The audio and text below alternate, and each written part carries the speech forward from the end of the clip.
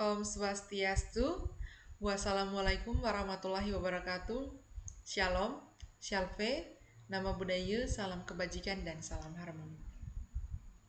Perkenalkan, nama saya Maria Hendrawati Mulyani dengan NIM 2511011010.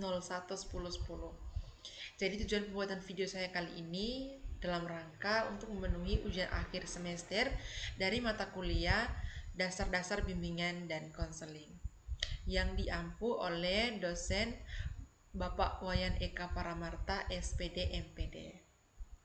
Jadi, terkait isi video ini, saya akan menjelaskan ide pokok dan solusi yang akan saya berikan berdasarkan kasus yang dialami oleh seorang siswa kelas 11 yang berusia 16 tahun menunjukkan penurunan drastis dalam motivasi belajar, kedisiplinan, dan keteraturan hidup sejak 3 bulan terakhir. Jadi guru mata pelajaran melaporkan beberapa kali ia datang terlambat ke sekolah, tampak lelah di kelas, dan beberapa kali juga tertangkap menyontek saat ulangan. Nilai mata pelajarannya yang biasanya stabil di kisaran 80-85 sekarang menurun drastis menjadi 60-70. Nah, ketika guru BK mencoba mengajak siswa tersebut berbicara secara informal, terlihat beberapa hal yang muncul dari dalam dirinya atau ekspresi-ekspresi yang kurang nyaman dilihat gitu. Jadi siswa ini sering menghindari kontak mata, menjawab singkat dan tampak ragu untuk bercerita. Lalu ia mengungkapkan bahwa orang tuanya sering bertengkar, terutama mengenai masalah ekonomi keluarga. Lalu siswa tersebut mengaku merasa tertekan untuk berprestasi. Ia bekerja paruh waktu di sebuah kedai kopi setiap malam hingga pukul 23.00. Jadi ini itu tujuannya dia itu untuk membantu ekonomi keluarga sehingga waktu istirahatnya berkurang. Ia merasa dirinya tidak punya teman dekat karena malu dengan kondisi keluarganya sehingga ia jarang terlibat dalam kegiatan sekolah.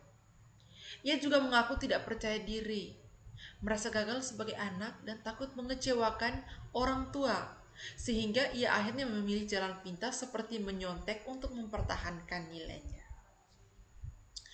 Jadi, dari kasus ini, permasalahan yang dialaminya tidak dapat dipandang sebagai penurunan motivasi belajar semata, karena fenomena tersebut hanya merupakan puncak gunung es dari pergumulan yang jauh lebih kompleks. Jadi ibaratnya seperti itu ya.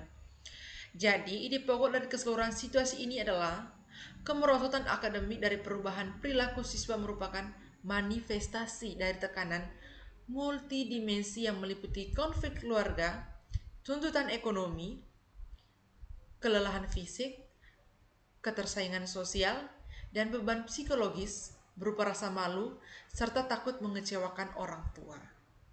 Dalam konteks ini, siswa tidak sedang mengalami masalah belajar dalam pengertian sederhana,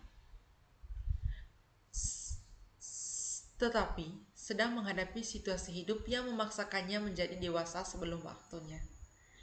Beban yang ia pikul tidak sebanding dengan kapasitas emosional seorang remaja berusia 16 tahun.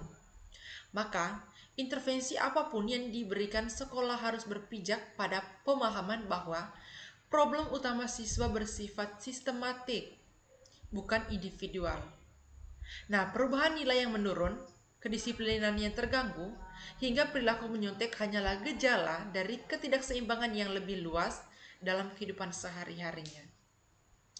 Karena itulah, penyelesaian masalah tidak cukup dilakukan dengan menegur, memberi sanksi, atau menuntut siswa kembali berprestasi.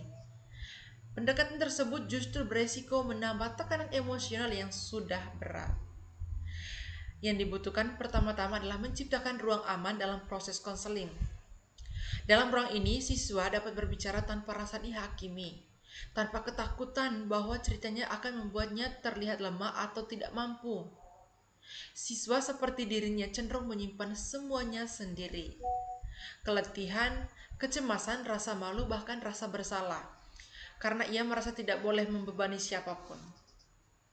Ketika konselor berhasil membangun suasana hangat dan penuh penerimaan, ia perlahan dapat melepas lapisan-lapisan pertahanan yang selama ini ia gunakan untuk bertahan hidup. Dengan demikian, proses konseling tidak hanya menjadi ruang curhat, tetapi ruang penyadaran bahwa apa yang ia alami bukanlah kesalahan pribadi, melainkan akibat dari situasi keluarga dan kondisi hidup yang tidak stabil. Jadi kesadaran ini sangat penting karena membantu siswa memandang dirinya sebagai uh, lebih manusiawi, bukan sebagai anak yang gagal, tetapi sebagai remaja yang sedang menghadapi tantangan berat yang sebenarnya tidak semestinya ia tanggung sendiri. Setelah ruang aman tercipta, langkah berikutnya adalah membantu siswa mengurangi tekanan yang selama ini menumpuk. Konselor dapat membimbingnya memahami batas kemampuan dirinya, membedakan tanggung jawab yang benar yang harus ia pikul dari beban emosional yang sebenarnya bukan miliknya. Ketika siswa sudah mampu melihat dirinya dengan lebih jernih, pendekatan akademik baru dapat dilakukan secara realistis. Guru perlu memahami bahwa penurunan prestasi bukanlah cermin kemalasan atau ketidakmampuan, tetapi hasil dari kelelahan kronis yang membuat fungsi kognitifnya menurun drastis. Dalam jangka pendek, sekolah dapat memberikan penyesuaian beban tugas, kesempatan remedial tanpa stigma, serta fleksibilitas waktu bagi siswa agar ia memiliki ruang untuk memulihkan kondisi fisik dan mentalnya.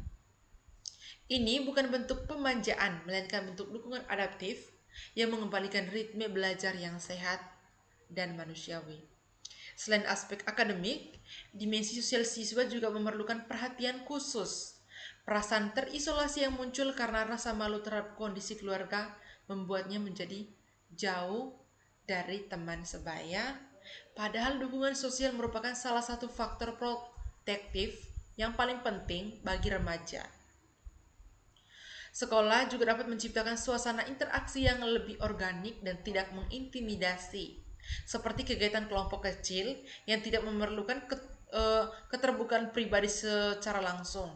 Dengan membangun interaksi ringan dalam suasana santai, siswa dapat kembali merasakan bahwa keberadaannya dihargai tanpa harus mengungkap seluruh beban hidupnya. Perlahan, ia mulai belajar bahwa ia tidak sendirian.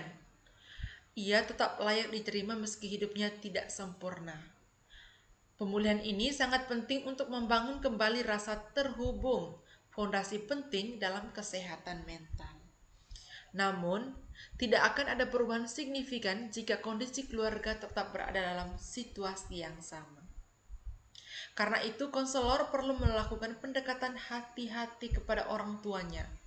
Pendekatan ini tidak dimaksudkan untuk menilai atau menyalahkan, tetapi untuk memberikan pemahaman bahwa konflik dan ketegangan yang terjadi di rumah memiliki akibat langsung terhadap kondisi emosional dan akademik sang anak.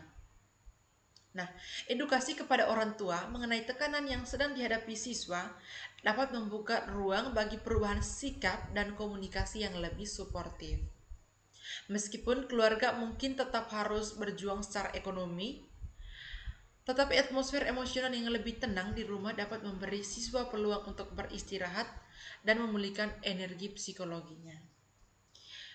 Jika berbagai upaya ini dapat berjalan bersama konseling individu yang mendalam, penyesuaian akademik yang adaptif, rekonstruksi hubungan sosial, dan edukasi keluarga, maka proses pemulihan siswa tidak lagi bersifat parsial, tetapi komprehensif. Ia tidak hanya dibantu untuk naik nilai, tetapi dibantu untuk menemukan kembali dirinya. Kayak merasa seseorang yang lebih berharga, mampu dan pantas mendapatkan dukungan. Ketika ia menyadari bahwa meminta bantuan adalah bukanlah tanda kelemahan, melainkan bagian dari proses tumbuh, ia dapat mulai membangun ketangguhan emosional yang lebih dewasa. Dengan ketangguhan yang baru inilah, siswa dapat kembali menatap kehidupan akademiknya dengan lebih stabil. Bukan karena terpaksa, tapi karena ia sudah memiliki fondasi emosional yang lebih kuat. Pada akhirnya, kasus ini memberikan pelajaran penting bagi sekolah bahwa perubahan perilaku pada prestasi siswa hampir selalu berkaitan dengan cerita hidup di baliknya. Pendidikan yang manusiawi menuntut peka terhadap cerita itu. Cerita tentang perjuangan, kelelahan, kebingungan, dan keinginan untuk tetap bertahan.